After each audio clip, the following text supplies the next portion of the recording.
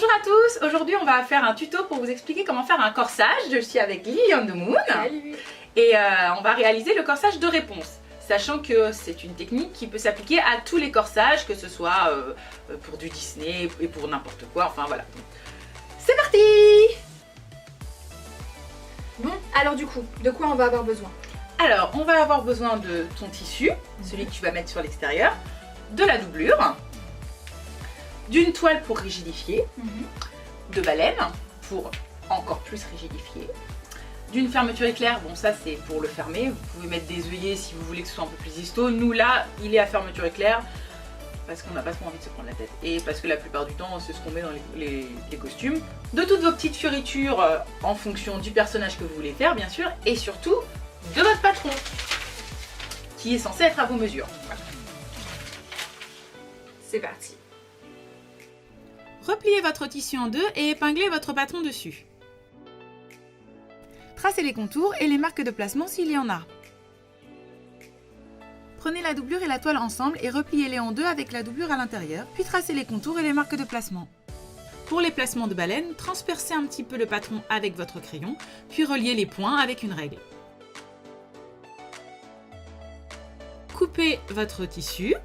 Ici, les valeurs de couture sont comprises dans le patron, donc nous découpons sur le trait. Mais si jamais les valeurs de couture ne sont pas comprises, n'oubliez pas de rajouter 1,5 cm sur chaque bord.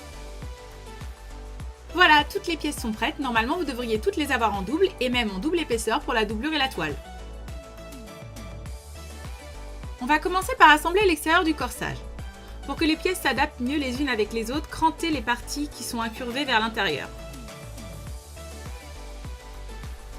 Épinglez vos pièces ensemble en vous servant des marques de placement pour bien positionner les pièces les unes par rapport aux autres.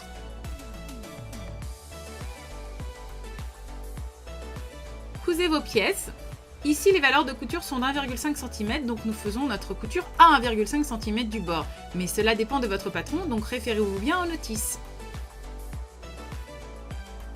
Il faudra faire de même avec toutes les pièces.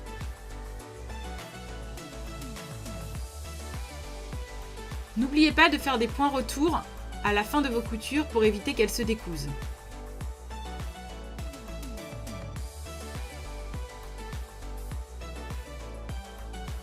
Une fois toutes les pièces assemblées, faites la couture d'épaule. Nous allons maintenant passer à la pose de la fermeture à glissière invisible. Personnellement, je les prends toujours un peu plus longues, vous verrez pourquoi par la suite. Ouvrez-la, puis positionnez l'extrémité dans le bas de votre corsage.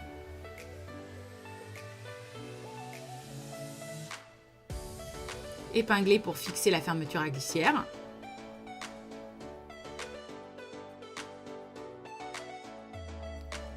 Cousez-la à l'aide de votre pied à fermeture à glissière invisible. Vous pouvez utiliser un pied à fermeture éclair classique, mais sachez que le résultat sera beaucoup plus propre avec ce genre de pied. C'est vraiment un investissement qui vaut le coup.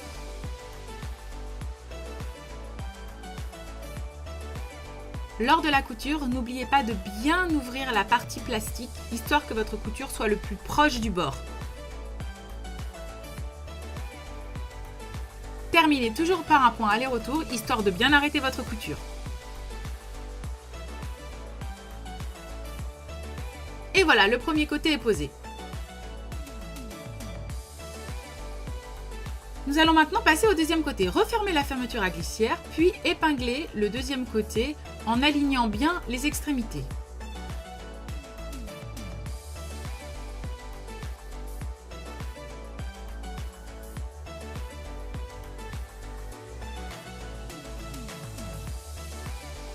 Une fois épinglé, rouvrez la fermeture à glissière, puis faites la couture. Comme pour la première partie, écartez bien la partie plastique pour coudre au plus proche et faites des points aller-retour quand vous arrivez aux extrémités.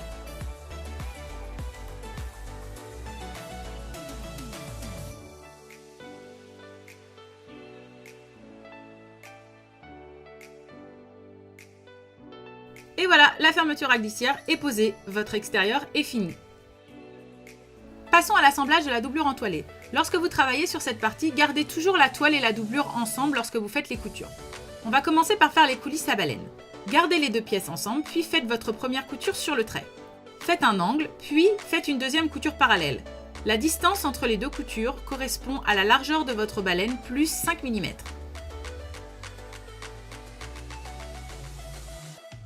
Ne faites surtout pas la couture du bas, sinon vous ne pourrez pas insérer votre baleine à l'intérieur. Une fois que toutes les coulisses sont faites, vous pouvez découper les baleines, mais ne les insérez pas encore à l'intérieur des coulisses.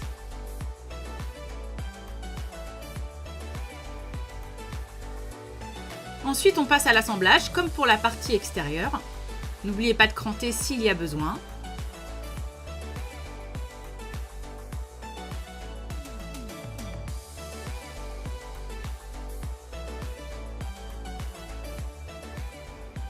Épinglez les pièces ensemble pour que ce soit plus simple, puis faites votre couture à 1,5 cm du bord.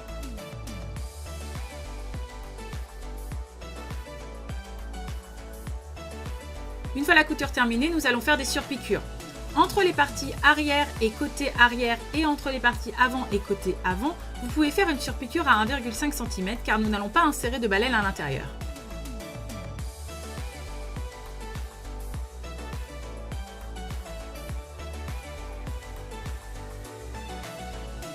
En revanche, entre les parties côté avant et côté dos, il faudra faire une surpiqûre suffisamment large pour que vous puissiez insérer une baleine à l'intérieur.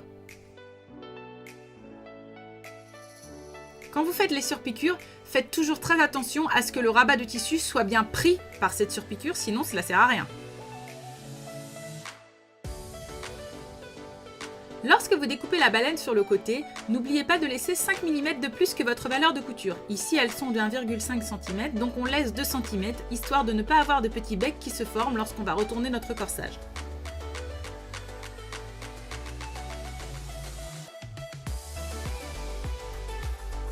Vous pouvez maintenant insérer les baleines dans toutes les coulisses et refermer avec une couture pour éviter que les baleines ne bougent.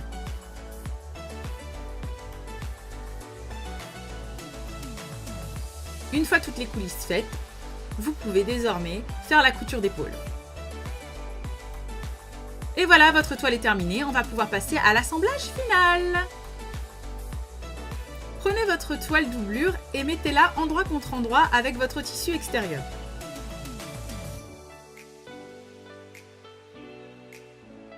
Alignez bien les bords et épinglez sur le contour. Pour le moment, on va faire que la couture sur le haut.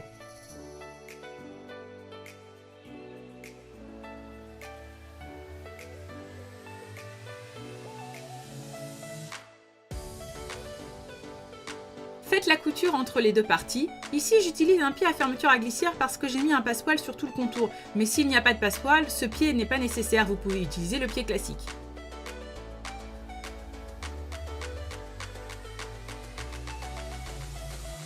Arrêtez-vous quand vous arrivez au niveau de la fermeture à glissière, puis reprenez de l'autre côté.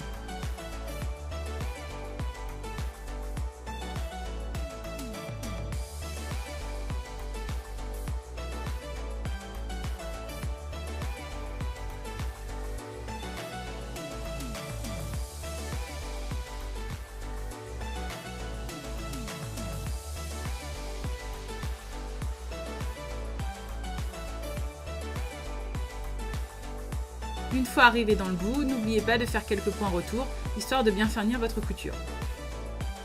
Au niveau de la fermeture à glissière, on va faire une finition. Utilisez une épingle pour bien coller les bords ensemble, puis utilisez le pied à fermeture à glissière classique pour coudre au plus proche sur quelques centimètres. Une fois cette petite couture faite, vous pouvez maintenant faire le raccord entre vos deux parties en passant par-dessus la fermeture à glissière.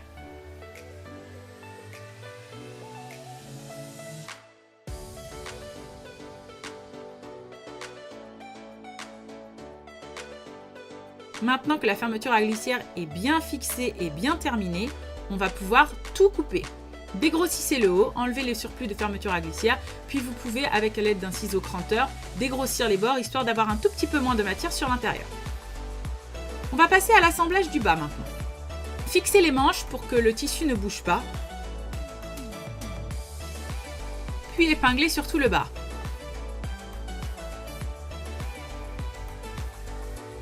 Ensuite, faites la couture. Encore une fois, il y a un passepoil, donc on utilise un pied à fermeture à glissière classique. Mais s'il n'y avait pas de passepoil, on peut utiliser un pied normal.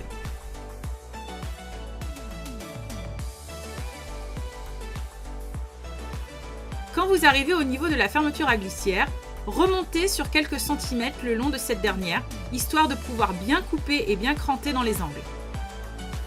N'oubliez pas par contre de laisser une ouverture, sinon vous ne pourrez jamais retourner votre corsage.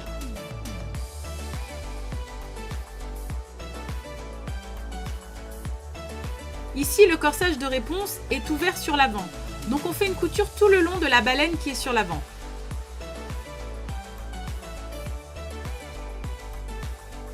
Maintenant, décrossissez les angles avec l'aide de votre ciseau.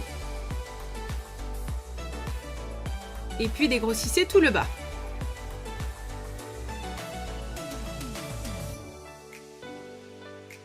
Une fois cette partie faite, enlevez les épingles que vous avez mis au niveau des épaules, puis retournez comme une chaussette votre partie 1 et votre partie 2.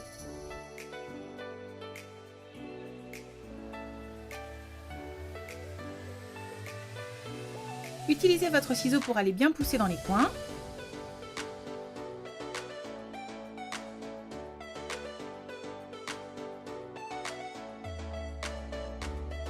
Ici, le fait que la fermeture éclair soit non séparable fonctionne car le corsage est séparé en deux sur l'avant. Mais s'il ne l'est pas, il faudra utiliser soit une fermeture séparable, soit poser des œillets pour pouvoir le retourner avec cette technique.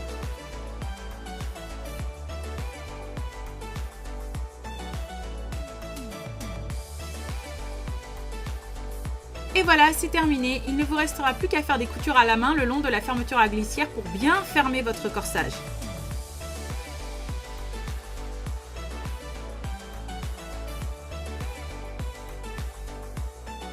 Voilà, l'assemblage de votre corsage et sa doublure est enfin terminé. Il ne vous reste plus qu'à finir la customisation et poser les manches. Je vous dis à très vite pour un prochain tuto et n'hésitez pas à partager cette vidéo et à nous suivre sur les réseaux sociaux. Elle, c'est Lily on the Moon Et elle, c'est Nat Cosplay. À bientôt mes petits loulous!